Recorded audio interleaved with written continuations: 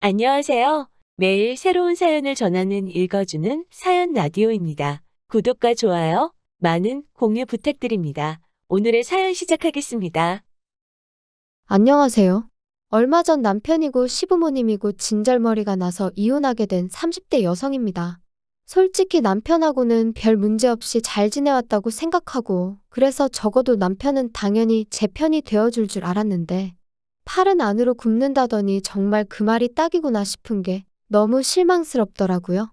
그리고 막말로 남편 하나 보고 한 결혼이었는데, 남편이 이렇게 나오면 더 이상 같이 사는 게 무슨 의미가 있나 싶대요.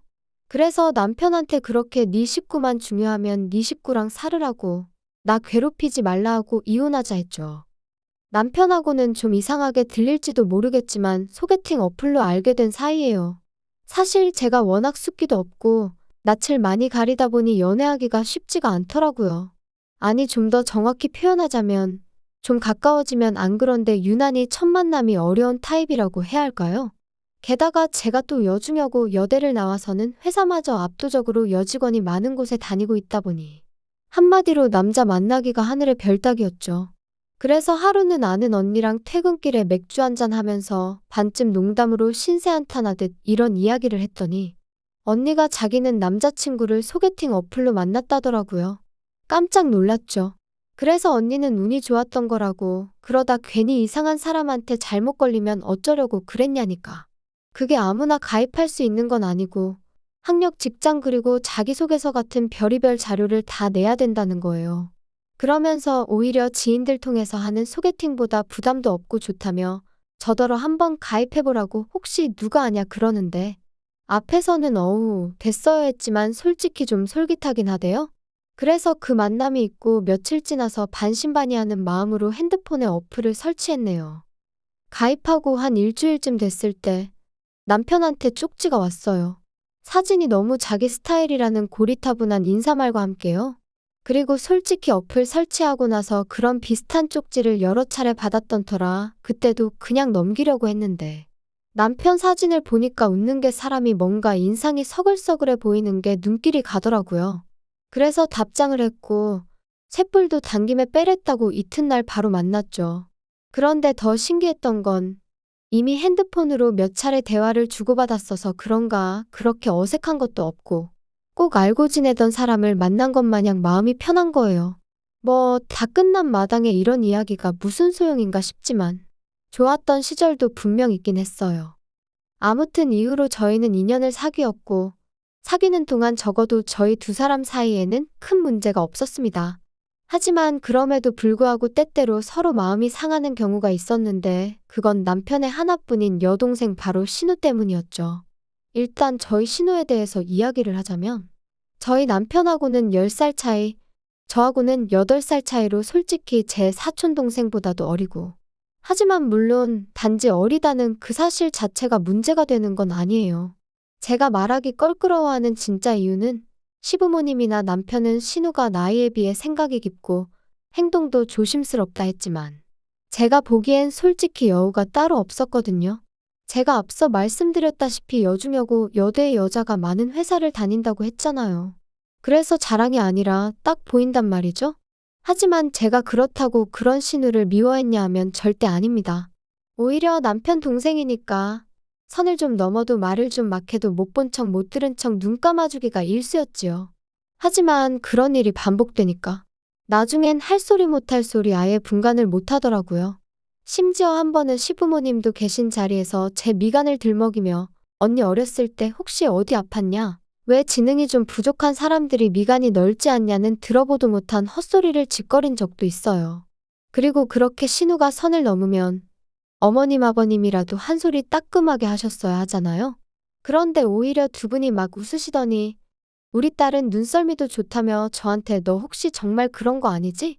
저번에 사과도 못 깎던데 설마 그래서 그런 거 아니냐 하시는데, 정말이지 결혼 전에 신우하고 확실히 선을 그어놓는 건데 하고 얼마나 후회했는지 몰라요. 그래서 신우더러 말이라고 함부로 하는 거 아니라고, 내가 아가씨 학벌 가지고 놀리면 기분 좋겠냐 했거든요. 그랬더니 또 어머님 아버님이 저더러 너는 웃자고 한 소리에 왜 죽자고 달려드냐는데, 정말 이놈의 집구석 답도 없다 싶더라니까요. 하지만 그런 이유로 제가 남편이랑 이혼을 결심한 건 아닙니다. 결혼한 지 반년쯤 되던 때, 그러니까 여전히 남편이랑 저는 그래도 신혼 분위기를 내던 시기였는데요. 난데없이 신우가 다니던 회사를 때려치고는 서울에서 모델 일을 하고 싶다며 독립을 한다는 거예요. 참고로 저희 신우가 모델을 할 만큼 키가 크다거나 어디가 특출나냐 하면 그런 건 아니었는데, 제가 그 분야는 잘 모르다 보니 이러쿵저러쿵 하기도 뭐하고 그래서 그냥 그러냐 하고 말았죠. 그런데 어이가 없는 게 그 독립이라는 게 저희 집에서 저희랑 같이 산다는 뜻이었어요. 어머님이 연락을 해오셔서는 신우가 서울에 살겠다고 하는데 여자 혼자 살게 할 순 없으니 저희더러 데리고 있으라셨거든요. 저는 고민하고 말고 할 것 없이 안 된다고 했어요. 신우는 둘째치고 그냥 신우라는 사람을 제가 감당해낼 자신이 없다면서요. 하지만 어머님은 막무가내셨습니다. 왜 살아보지도 않고 싫다고 하냐. 너는 결혼했으면 신우도 가족이다 생각해야지 네 동생이어도 이랬겠냐. 그리고 저는 그런 어머님께 꼭 살아봐야 이 사람이랑 나랑 만나 안 만나를 아는 거냐. 그리고 제 동생은 이런 부탁을 할 애가 아니다. 솔직히 어른한테 이래도 되나 싶을 정도로 한마디도 안 지고 받아쳤지요. 그리고 그러자 어머님이 정말 치사하게도 저희를 앉혀놓고는 죽어도 같이 못 살겠다 싶으면 결혼할 때 지원해주신 1억을 토해내라셨습니다. 참고로 저희 친정부모님도 똑같이 1억 지원해주셔서 그 돈에 저희가 모은 돈을 합해서 집을 구한 거였어요. 진짜 어이가 없더라니까요. 그런 이야기까지 듣고 집에 온 저는 까놓고 말해서 얼마나 분했는지 몰라요. 그래서 남편한테 나 당장 내일 은행 가서 1억 대출받을 거야. 그리고 그 1억 돌려드릴 거야. 진짜 치사해서. 막말로 어머님이 1억 주신 게 나 뭐 용돈 주신 거야? 나 쓰라고 주신 돈 아니잖아. 당신 아들 장가 보내려고 주신 돈이면서 이제 와서 그 돈을 빌미로. 어쩌면 이러실 수가 있어? 나도 치사해서 그 1억 안 받아. 대신 당신도 어디 가서 나랑 반반 결혼했네 하고는 헛소리 하지 마. 그리고 어머님도 이제 나한테 며느리돌이 같은 거 바라시지 말라고 해. 야, 너는 진짜 그렇게까지 해야겠냐? 너는 어떻게 한 번을 져주는 게 없어? 내가 이런 인간을 믿고 결혼을 했나 싶은 게 얼마나 우라가 치밀던지요. 그래서 이게 무슨 가위바위보도 아니고 져주고 말고 할 문제냐 다시 받아쳤어요. 그리고는 바로 이튿날 은행에 가면서 친정부모님께 전화를 드렸고 이러한 일이 있었다. 죄다 말씀드렸습니다. 처음엔 친정부모님까지 걱정하시게 할 필요는 없지 싶어서 제 선에서 마무리 지으려고 했는데 솔직히 문득 시댁은 온 가족이 아주 똘똘 뭉쳐 저한테 난리인데 저라고 부모님이 안 계신 것도 아니고 왜 일대 사로 싸워야 되나 모르겠더라고요. 그래서 그냥 다 말씀드렸어요. 그리고 역시나 저희 부모님도 크게 화를 내시대요. 결혼할 때 1억을 준 건 양가의 약속이기도 했던 건데 그걸 왜 자기들 입맛대로 하려고 드냐면서 자리를 만들어라 부모들끼리 얘기를 좀 해야겠다 하시면서요. 그래서 결혼식 이후로 처음 온 가족이 다시 모였습니다. 그리고 무슨 생각, 무슨 작전인지는 몰라도 시부모님께서는 저희 부모님을 마주하자마자 하소연을 하시더라고요. 딸을 키워보셨으니 저희 심정을 아시겠지요? 어떻게 요즘 같은 세상에 딸을 혼자 지내라 하겠습니까? 그래도 다행히 서울에 지 오빠 부부가 있으니 거기서 좀 챙겨주면 좋겠어서 며느리한테 얘기를 한 건데. 그리고 말이 나왔으니 말이지만 말입니다. 막말로 저희가 그냥 저희 딸 다짜고짜 보낼 수도 있었어요. 하지만 그래도 배려하는 마음으로 며느리한테 먼저 이야기를 한 건데 그렇게 나올 줄은 정말 몰랐다니까요. 저희도 너무 속상하고 지금 서운하고 그렇습니다. 사돈, 그게 말이라고 하시는 겁니까, 지금? 이제 와서 말이지만 저희 부부, 저희 딸이 시집가서 한참 어린 신우한테 막말 듣고 그러는 거 알고 나서도 그래도 네 동생이다 생각하고 잘하라고 했습니다. 시부모님도 마음속으론 네가 고생하는 거 알고 계실 거라고, 그러니까 네가 참으라고 했다고요. 그런데 그 신우 뒷바라지까지 하라니 그게 말이 됩니까? 저희는 저희 딸한테 그런 고생까지 하라고는 못하겠습니다. 그리고 그 1억이 줬다 뺐었다 하려고 주신 돈이었습니까? 그럴 거면 1억도 가져가시고 이참에 최서방도 데리고 가세요. 저희 부부는 딸이 시집살이 당하고 고생하고 사는 거 볼 바엔 그냥 이혼하라고 할 사람들입니다. 요즘 무슨 이혼이 흠도 아니고. 어머님 표정을 보아하니 저희 친정어머니가 그렇게 나올 거라곤 상상도 못하신 눈치였어요. 그리고 그 자리에 같이 나와 있던 신우와 남편도 저희 부모님의 완강한 태도에 기가 눌렸는지 제 눈치만 살살 살피고는 아무 말도 안 하더라고요. 그래서 결국 1억 돌려드리는 일 없이 신우와 같이 사는 일은 없던 얘기가 되었습니다. 이후로 또 남편하고 저는 그럭저럭 잘 지냈어요. 정확히 말하자면 별로 큰 소리 나는 일 없이 서로 힘들게 하는 일은 없었다는 거죠. 그리고 합가는 무산되었지만 그래도 신우의 독립이 어째서인지 신경이 좀 쓰이더라고요. 그래서 누가 시킨 건 아니었지만 치안이 좋다는 여성 전용 자취방부터 시작해서 신우가 안전하게 지낼 만한 곳들을 알아보고 어머님께 싹 다 정리해서 알려드렸어요. 그랬더니 어머님이 고맙다. 이 정도로 네가 걱정해 줄 줄은 몰랐다 하시며 얼마나 좋아하시던지요. 그리고 실제로 제가 말씀드린 곳 중 한 곳으로 신우 자취방을 구해주시더라고요. 그래서 이제 다 그럭저럭 상황이 잘 정리가 되었다 싶었는데 어찌저찌 신우가 서울살이를 시작한 지 1년쯤 되던 어느 날이었어요. 사실 신우를 데리고 살지는 않았지만 그래도 제 딴에는 또 마음이 쓰여서 한 달에 한두 번 정도는 밖에서 만나기도 하고 혹은 집으로 부르기도 해서 밥도 먹이고 얘기도 들어주고 그랬거든요. 그리고 제가 지금 이런 이야기를 하는 이유가 제가 얼마나 대단히 잘해줬다고 생색내자는 게 아니라 그럼에도 불구하고 신우에게 애인이 있다는 사실은 몰랐다는 거예요. 도통 티도 안 내고 말도 안 하니 제가 어떻게 알 도리가 없었다고요. 그런데 하루는 신우가 연락도 없이 저희 집에 찾아와서는 언니 하더니 자기가 임신을 했다는데 순간 제가 뭘 들은 건가 싶더라니까요. 그리고 신우의 임신으로 시댁은 말 그대로 쑥대밭이 되었습니다. 행여나 무슨 일이라도 생길까 주변 시세보다 더 비싼 돈 주고 자취를 시켜줬더니만 관리인이 하는 말이 저희 신우가 안 들어오는 날이 더 많았다질 않나. 알고 보니 신우가 애인이란 사람과 거의 동거하듯 생활했던 모양이더라고요. 그런데 그 화살이 왜 저한테 날라온 건지는 지금도 정말 이해가 안 되네요. 시부모님께선 처음엔 신우한테 도대체 뭐라고 다녔냐며 좀 나무라는가 싶더니 이내 이게 다 제 반대로 저희 집에서 살지 못해서 생긴 일이 아니냐며 제 탓을 하셨어요. 아니, 제 탓만 하셨으면 그나마 저도 어떻게든 유감이다 생각하고 말이라도 죄송하다 했을지도 모르겠습니다만 저희 친정 부모님까지 들먹이며 목에 핏대를 세우실 땐 당신들 자식이 발랑 까져 친 사고를 전하 저희 친정 부모님더러 어쩌라는 건가 싶은 게 진짜 시쳇말로 계급장 떼고 한판 붙었으면 싶더라니까요. 너랑 네 부모 때문에 내 딸 신세 다 조졌다. 너 이 일을 어떻게 책임질 거냐? 너는 윗사람이 돼서는 어린 신우 하나를 못 챙겨서 이 사단이 나게 만드냐? 다 필요 없고 내 딸 인생 책임져라. 네 부모한테도 내가 책임을 물을 거야. 억지 좀 적당히 쓰세요. 그렇게 치면 어머님이야말로 하나뿐인 딸도 제대로 못 챙기시고 뭘 하신 거예요? 그리고 아가씨도 모델 된다고 서울에 왔으면 어떻게든 모델 될 노력을 해야지. 남자애 환장한 것도 아니고 임신이 뭐예요?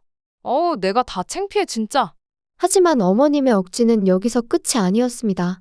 어머님께서는 이렇게 된 이상 신우랑 그 애인이란 작자랑 결혼을 시켜야 하지 않겠냐 하시더니 그 결혼 비용을 저랑 저희 친정 부모님더러 부담하라셨거든요.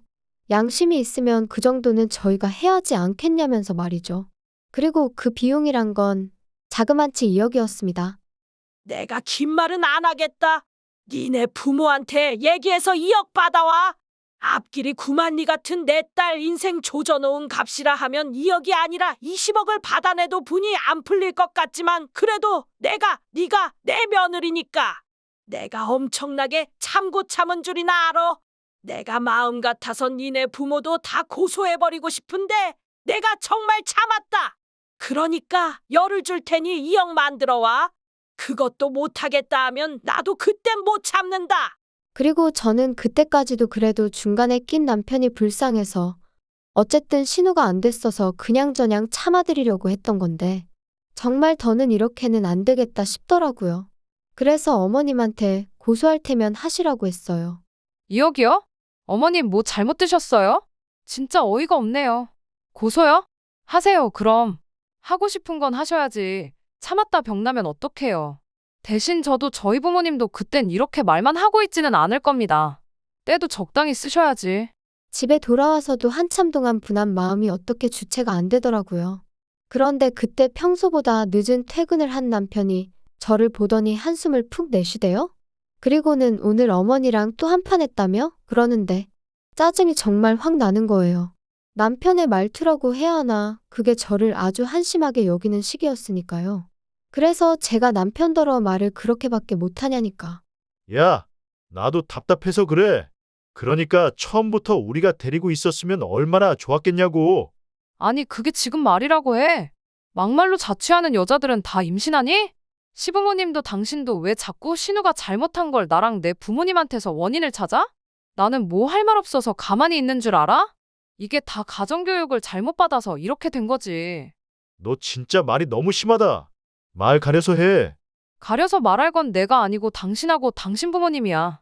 진짜 지긋지긋하다. 오늘은 당신 부모님이 나더러 친정 가서 2억 받아오라더라? 신우 인생 조져놨으니까 위로금으로 받아야겠대. 어머님 머리가 어떻게 되신 거 아냐? 야, 너 내가 말 조심하랬지. 그리고 솔직히 2억이 없어서 그런 거면 차라리 우리 부모님한테 가서 무릎 꿇고 죄송하다고 빌어. 빌면 봐주실지도 모르지.